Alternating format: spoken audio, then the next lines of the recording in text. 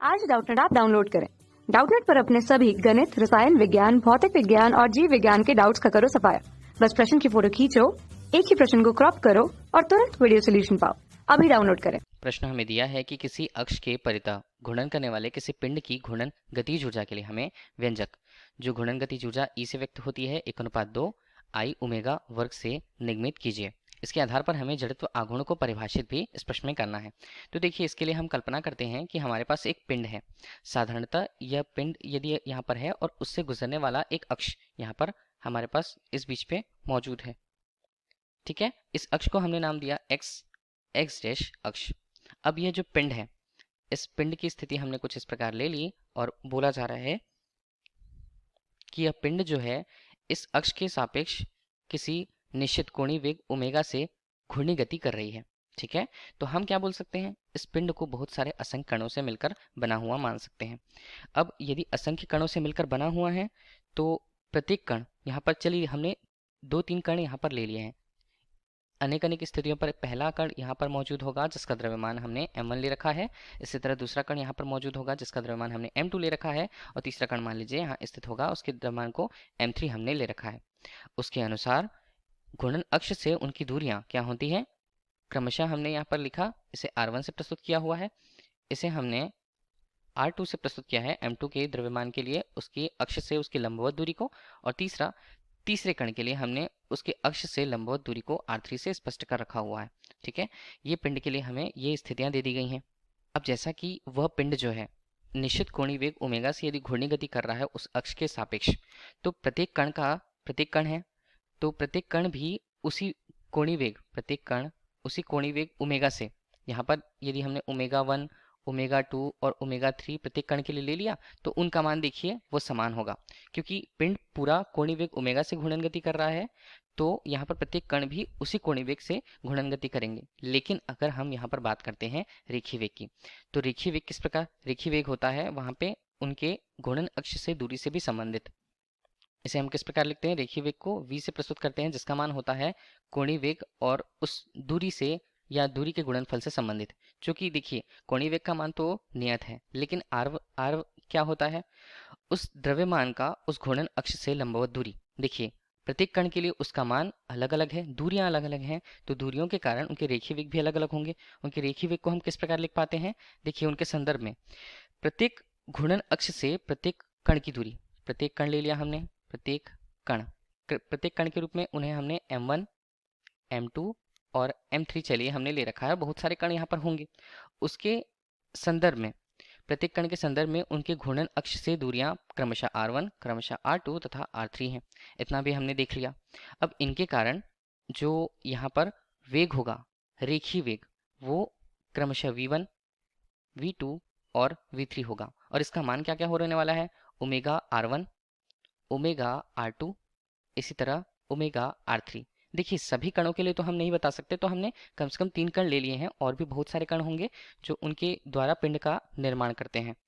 तो हम यदि प्रत्येक कण के लिए उनकी गतिज ऊर्जा की बात करते हैं, तो हमने फिर से लिया प्रत्येक कण के लिए उनकी गतिज ऊर्जा किससे स्पष्ट करते हैं, केवल देखिए रेखीय वेग हमें हमारे पास मौजूद है, प्रत्येक कण का द्रव्यमान हमारे पास है, तो हम उनके रेखीय गतिज ऊर्जा को लिखते हैं। इसे हम लिखेंगे ई से प्रस्तुत करेंगे।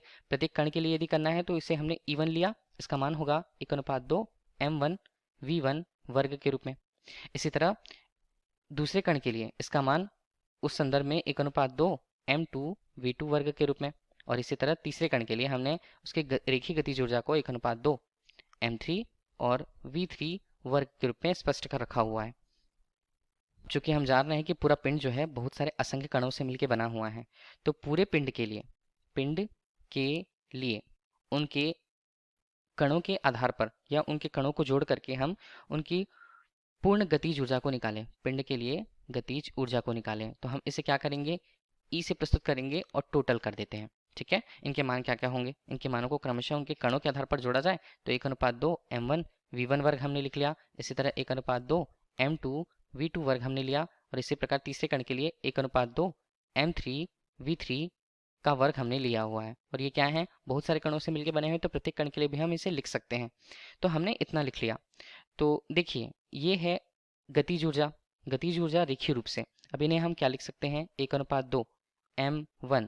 देखिए हमें पता है रेखीय वेग और कोणीय वेग में संदर्भ, तो यहाँ पर कोणीय वेग और उसमें जो घूर्णन अक्ष होता है उससे दूरी, जिसे हम r कहते हैं, उसके गुणनफल के बराबर रेखीय वेग होता है।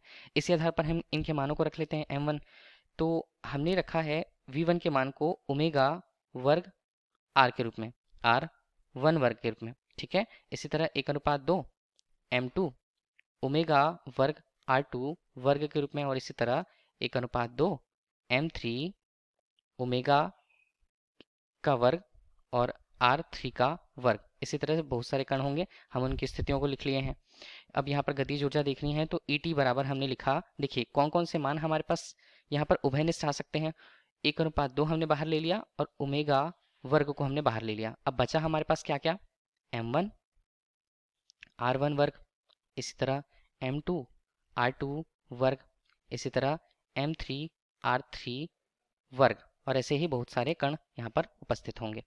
तो हम देखिए किसी पिंड के लिए उसके विभिन्न कणों से मिलकर बना हुआ मानते हैं, विभिन्न कणों से मिलकर बना हुआ यदि मानते हैं तो प्रत्येक कण के लिए उसके द्रव्यमान m1 और उसका घूर्णन अक्ष से दूरी के वर्ग को सभी कणों के लिए हमने यदि जोड़ के रखा हुआ है तो इसे हम क्या बोलते हैं, इसे बोला, यहाँ पर r2 हमने लिख लिया और यहाँ पर r1 लिखा और यहाँ पर m3 और r3 वर्ग। इसी तरह से बहुत सारे कण होंगे, तो उनको मिला करके हम क्या बोल पाते हैं, संयुक्त रूप से हम बोल पाते हैं इनको सिग्मा लेंगे। यहाँ पर प्रत्येक कणों के लिए उसके द्रव्यमान और उनके त्रिज्याओं या घूर्णन अक्ष से दूरियों का वर्ग को हम बोल पाते हैं उस पिंड के लिए उसका जड़त्व आघूर्ण। तो हम इसे किस प्रकार से व्यक्त करें, देखिए जो समीकरण हमें प्राप्त था अभी गतिज ऊर्जा के लिए उसे हमने नाम दे दिया, चलिए समीकरण 1। तो अब जड़त्व आघूर्ण के सूत्र से हम इनके मानों को समीकरण 1 पे रखते हैं। समीकरण 1 पे रखेंगे तो यहाँ पर कुल रूप से जो गतिज ऊर्जा है उसका मान क्या मिलता है, 1:2 ओमेगा वर्ग आई, और इसे क्या लिखा जाएगा, ET के रूप में 1:2 आई ओमेगा वर्ग के रूप में। यही क्या बताता है, यही बताता है उस घूर्णन करते हुए किसी अक्ष के परितः किसी पिंड का घूर्णन गतिज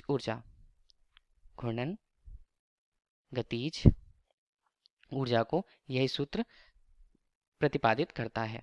अब सामान्य से रेखीय गतिज ऊर्जा के रूप में इसकी तुलना हम करें तो उसे E से प्रस्तुत करते हैं, उसका मान होता है 1:2 mv वर्ग के रूप में। देखिए जो रेखीय वेग में द्रव्यमान का रूप होता है वो यहाँ पर जड़त्व आघूर्ण से मिल रहा है किसी घूर्णी गति करते हुए पिंड के लिए, उसी तरह जो रेखीय वेग होता है वो यहाँ पर कोणीय वेग से संदर्भित हुआ है। अब जैसा कि प्रश्न में हमें कहा गया है कि इस आधार पर हमें जड़त्व आघूर्ण को परिभाषित करना है, तो देखिए हमारे पास घूर्णन गतिज ऊर्जा का जो सूत्र है उसे सूत्र हमने 2 नाम दिया। इस पर क्या करते हैं, हम ओमेगा के मान को या कोणीय वेग के मान को 1 इकाई के रूप में लिखते हैं। तो यदि हमने इसके मान को 1 इकाई के रूप में लिखा तो ET का मान हमें कितना मिला, 1:2 आई के बराबर। इस प्रकार आई जो है या जड़त्व आघूर्ण जो है 2 गुणा ET अर्थात घूर्णन गतिज ऊर्जा के बराबर प्राप्त हुआ। इस प्रकार हम किसी पिंड के लिए उसका किसी अक्ष के परितः घूमते हुए जड़त्व आघूर्ण की परिभाषा किस प्रकार से दे पाएंगे कि किसी पिंड का उसके अक्ष के परितः घूमते हुए जड़त्व आघूर्ण का मान उस पिंड का ही उसके अक्ष के परितः घूमते हुए घूर्णन गतिज ऊर्जा के दुगुने के, यहाँ पर घूर्णन गतिज ऊर्जा के दुगुने के बराबर होता है यदि वह पिंड जो है किसी निश्चित इकाई कोणीय वेग से यदि उसके परितः घूर्णन कर रहा होगा, तो यही उसके लिए उसकी परिभाषा होगी। तो घूर्णन गतिज ऊर्जा के गुणनफल के 2 गुने के बराबर है वो। यही प्रश्न में पूछा गया था हमसे। धन्यवाद। कक्षा 6 से 12वीं से लेकर नीट, IIT, JEE वो एडवांस के लेवल तक 1 करोड़ से ज्यादा छात्रों का भरोसा। आज ही डाउनलोड करें डाउटनेट ऐप या व्हाट्सएप करें अपने सारे डाउट्स 8400 400 400 पर।